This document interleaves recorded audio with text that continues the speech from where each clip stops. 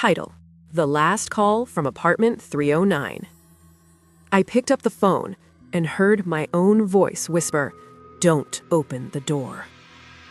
It was 11:47 p.m. when Daniel Harper finally got home. The hallway outside apartment 309 was unusually quiet. No TV sounds, no footsteps, just the faint hum of flickering fluorescent lights above. Daniel shifted his laptop bag on his shoulder and sighed. Long day. Too long. As he reached into his pocket for the keys, his phone rang. Unknown number. He hesitated, then answered. "Hello?" There was a pause. Then, "Don't open the door." Daniel froze, because the voice on the other end was his. "What the hell?" Daniel muttered, pulling the phone away and staring at the screen. No caller ID, just blank. He slowly raised the phone back to his ear. "Who is this?" he demanded, heavy breathing. Then the voice again, shaky now. "You need to leave, right now. Don't go inside." Daniel laughed nervously. "Nice prank, man. Real funny." "I'm not joking," the voice snapped.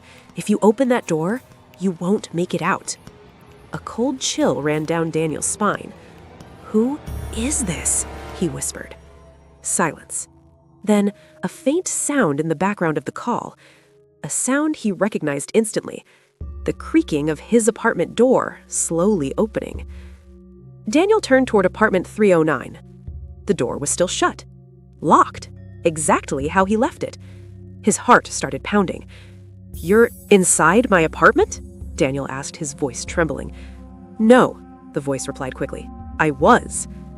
"What does that even mean?" Another pause. Then the voice spoke again, slower this time. "In about 30 seconds, you're going to hear something behind you." Daniel's breath caught. "What kind of—" "Don't turn around," the voice interrupted sharply. "No matter what you hear, just walk away. Take the stairs, leave the building." Daniel swallowed hard. This had gone too far. "I'm calling the cops." "You won't have time." And then it happened.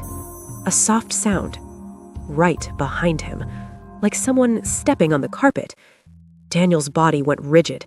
His instinct screamed at him to turn around, but the voice, his voice, echoed in his head. "Don't turn around." "Just walk," the voice whispered through the phone. Daniel took a step forward. Another. The sound followed. Soft, measured, almost playful. His breath grew shallow. "Is someone behind me?" Daniel whispered. The voice didn't answer immediately. Then, "Yes." Daniel's legs almost gave out. "Who is it?" he croaked. "I don't know," the voice said. "I never saw its face." "What do you mean, never saw?" "Because when I turned around," the voice cracked, "I was already too late." Daniel felt sweat drip down his temple. The hallway suddenly felt colder, longer, endless. "You're scaring me, man. This isn't funny anymore." "I'm you," the voice said quietly. "No, you're not." "I am. 10 minutes from now." Daniel's mind raced. "This is impossible." "I thought so too, until I opened the door." Daniel looked back at apartment 309. Still closed, still silent. "What's inside?" he asked. A long pause. Then, "You." Daniel blinked. "What?" "When you open that door," the voice continued, "you'll see yourself sitting inside, on the couch." "That doesn't make any sense." "I know." "Then how—" "I don't know how," the voice snapped. "I just know what happens next." Daniel's heart pounded louder. "What happens next?" The voice dropped to a whisper. "You walk inside, confused. You call out. No response." Daniel felt his hands shaking. Then, the version of you on the couch slowly stands up. A faint sound echoed again behind Daniel. Closer this time. "Don't stop walking," the voice urged. Daniel forced himself forward. "But here's the worst part," the voice continued. "What?" "It's smiling." Daniel reached the stairwell door. His hand hovered over the handle.